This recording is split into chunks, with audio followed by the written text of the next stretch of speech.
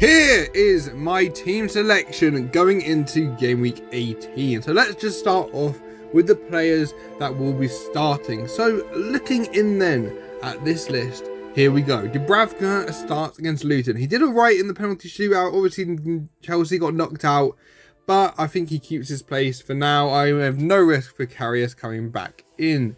Lascelles also keeps his place against Luton, although maybe later in the video he will be gone for a different Newcastle asset. Additionally, Tsimikas will play against Arsenal as well, although that could be swapped around with Gabriel if Tsimikas to stay in my team, but a certain Liverpool asset will be coming in. Next up, Colwell keeps his place. Really excited with what Chelsea are doing, really excited with their future, and we'll see what is happening there. Now my differential, the man of the moment. Can he put more misery on West Ham? Garnacho is the man who is starting in my team again, and he will be seeing what he can do. So Garnacho starts there. Palmer keeps his place against Wolves, obviously. Saka and Salah keep their place against Liverpool and Arsenal, although they won't have the captaincy armband this week. Son also keeps his place against Everton.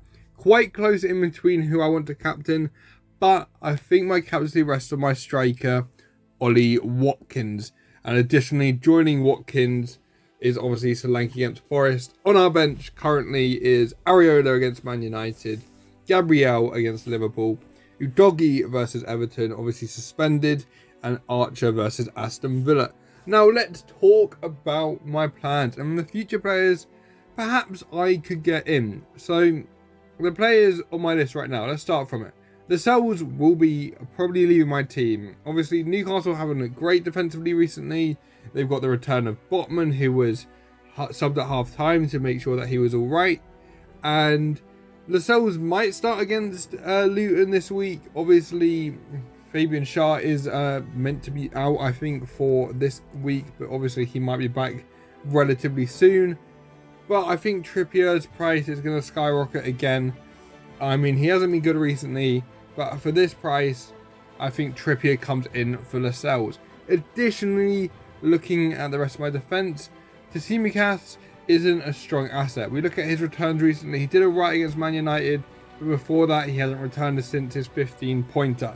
So, Tsimikas will also be leaving my side before Trent Alexander-Arnold. Now, Trent, obviously, I think he might have rose in price 0.1 this game week, so I could have moved earlier for him. But realistically, he has not rose in price massively for me to get in. So the two transfers for a hit I'm taking this week will be for Trent and Trippier. Now, that makes my defense look a lot stronger, and probably the weakest area of my team is currently the Garnacho area on my team. He's probably the weakest midfielder I've got. Obviously, we can look at upgrading him in the future, but let's just take a look at how this sort of affects the rest of my team. So I guess where we go wrong then is because for this week we would have Trent and Trippier coming into my team. They would obviously start, and then we would also have next week we could have the return of Erling Haaland. Now, next week Salah plays against, I think it's Everton he plays against. No, Salah has got Burnley and Son has got Brighton.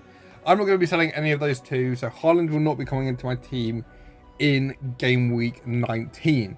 So in game week 19, my team will be pretty similar. I think probably Garnacho gets benched and Udogie comes in against Brighton and stuff like that. So we'll see. Obviously, we've got Gabriel here as well. He's got a very tasty fixture against West Ham.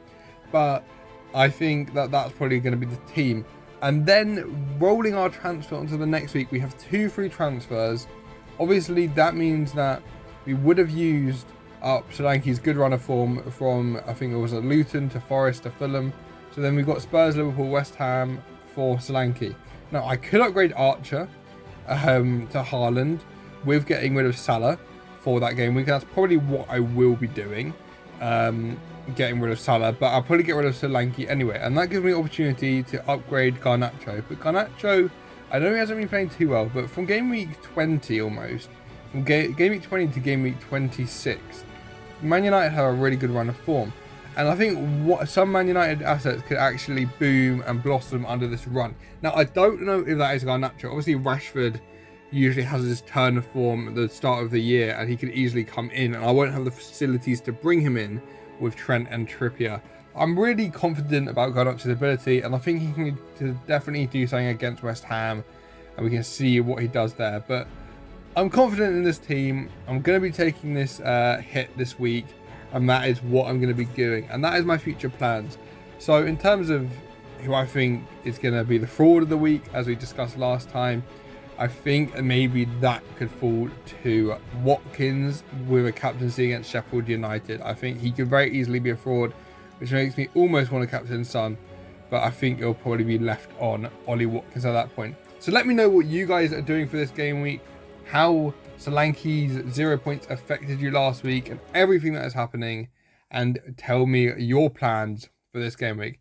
I'll catch you in the next videos for next week, and hopefully you will get a green arrow this week, and I'll see you then. Peace.